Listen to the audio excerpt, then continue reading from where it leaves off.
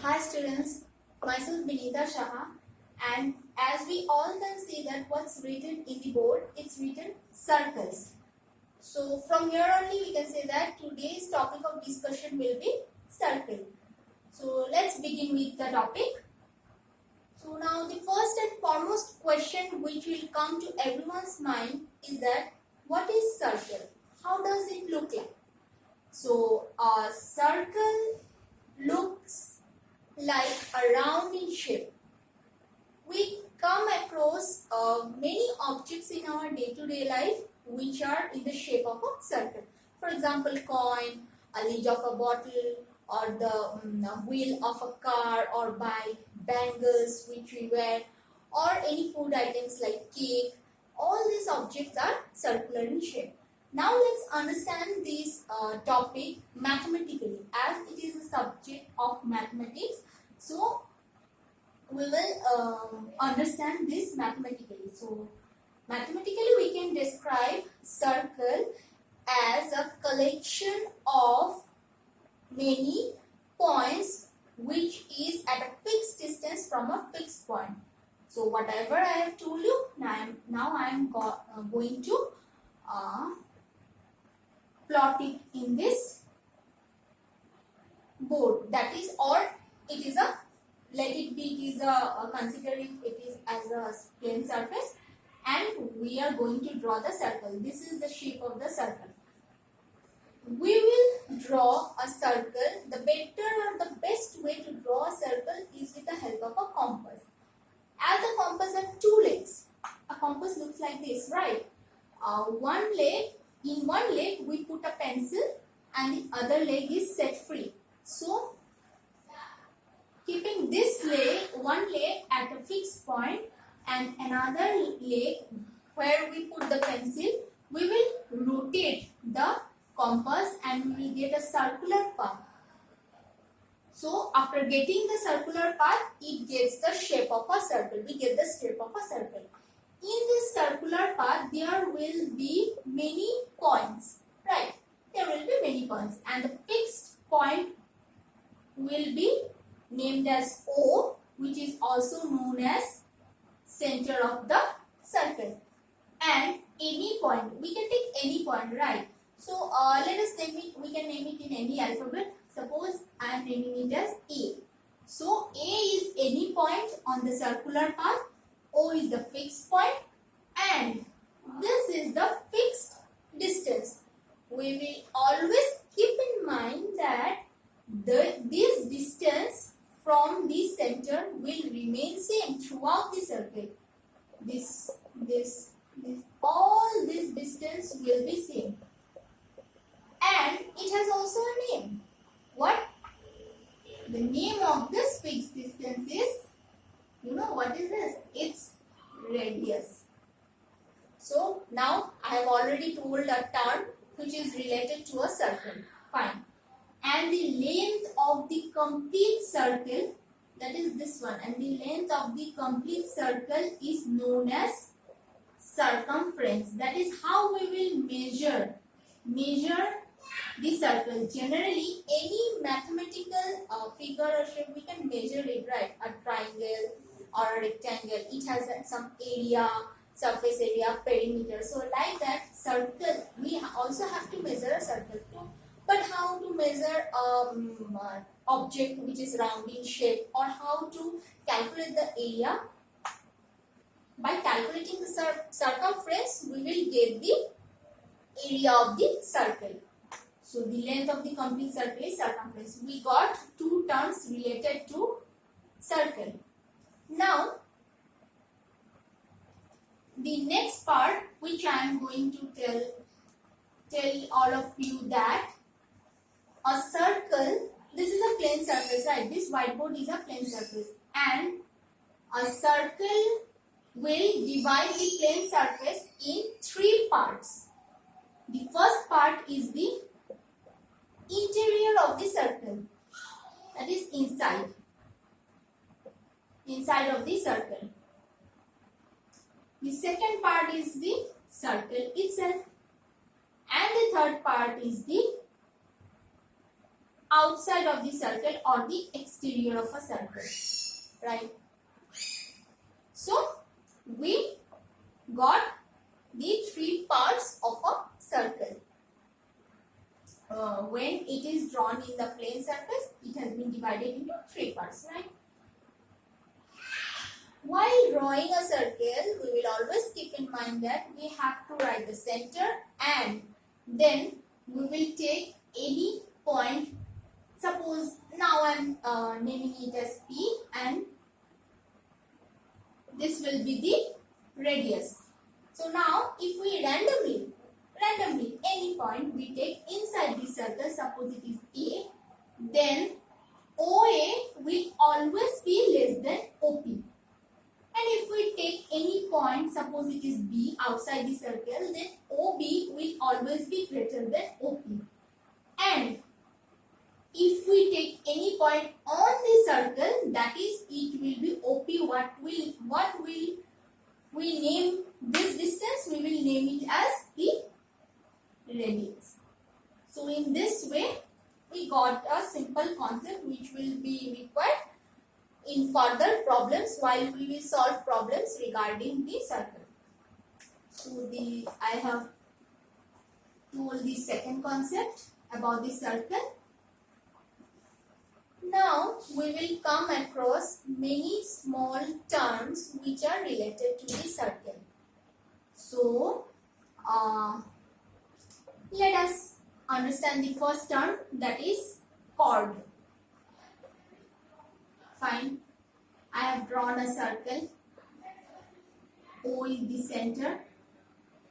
And from the figure itself, I will explain you, right? This is the chord. What is AB is the chord. So from the figure only we can say that the line segment which is drawn between any two points on the circle is called the chord. Fine. The line segment drawn between any two points on the circle is called the chord. The second term will be the secant. There is a huge difference between these two terms. So I am explaining secant right after chord so that it becomes easy for us to make the difference between the chord and the secant, right? What will be the secant? This secant is also a line segment, okay?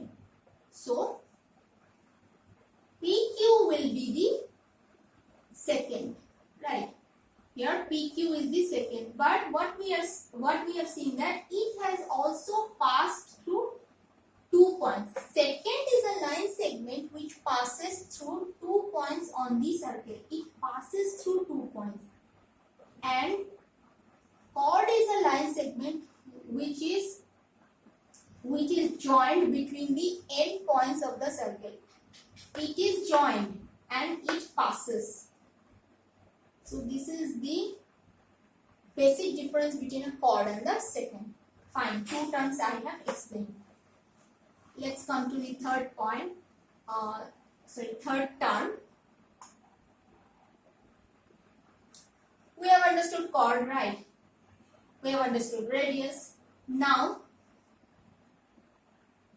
this is also a chord because AB are the 2 points and this is a line segment which is joined between A and B, whose end points are A and B. But what we have seen extra in it passes through the center of the circle.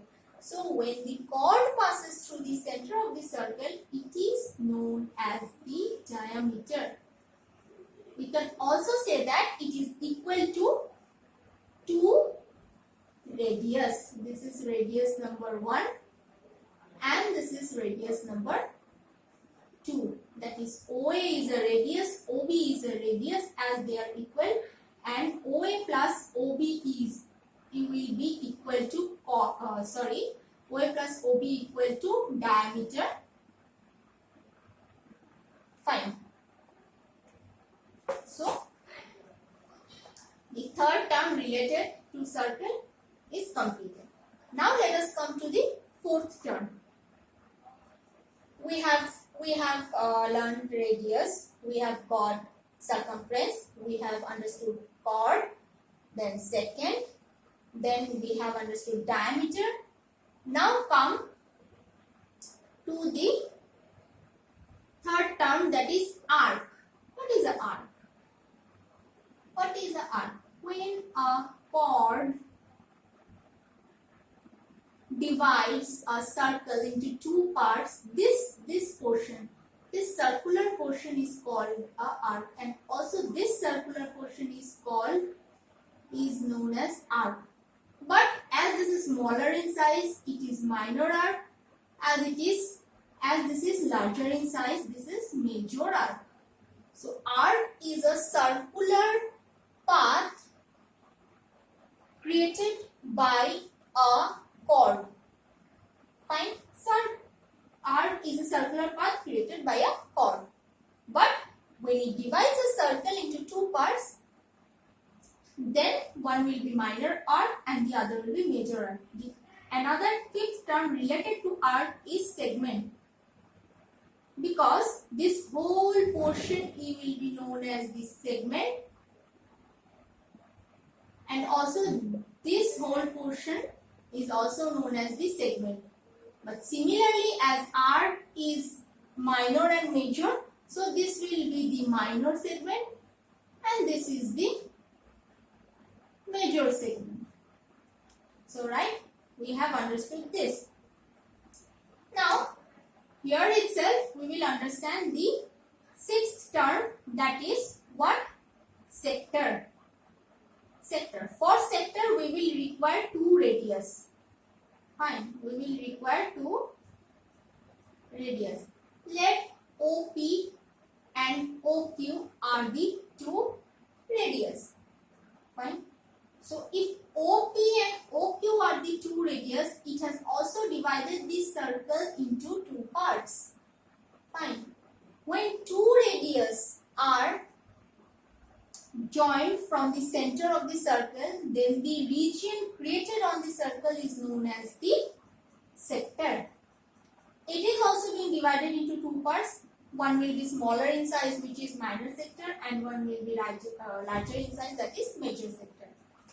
So let me summarize it and find the difference, which will become easier for you all to understand. See, arc. I have written arc, I have written segment, then I am writing sector, right?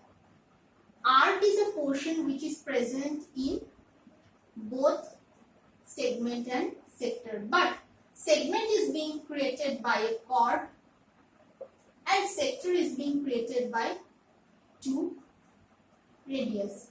And it is, what is arc? It is the circular path. Fine. We have understood. Now, what is a semicircle? We have understood many terms. We have got many terms related to circle. Now, coming to the semicircle. Semi. What do you mean by semi? Is half. Before any word, if we put semi, it means half of it. Right. So, in a circle, semicircle means half circle. Semicircle means, from the name itself, we can guess that half circle, right? It can be half, or we can also draw it like this, half circle. So this will be a semicircle, and this will also be a semicircle. It's same, nothing different. From here only we can say that this is a chord. Fine, a chord. But this is the largest chord, that is the diameter. To get a semicircle, we will always require a what? We will require a diameter. And in a semicircle, arc equal to segment equal to sector. All these three terms will be equal in a semicircle. Fine? Clear? So now let us, these are some of the basic, very basic concepts regarding the circle. Before solving any problem regarding the circle, we have to make these concepts clear. So now, what term we have? Let me summarize all the terms. The first term we have got, what we have got? Radius. How it look like? Let me draw all the terms in a single part so that it becomes easier for us. What is this? O, A. This is the radius, one radius. O, B. Sorry, O, B. This is another radius. Two radius forms what? Diameter. Right. This is a chord P and Q. This portion is the arc. This portion is the segment. Fine. This is the chord. This one, suppose S and T.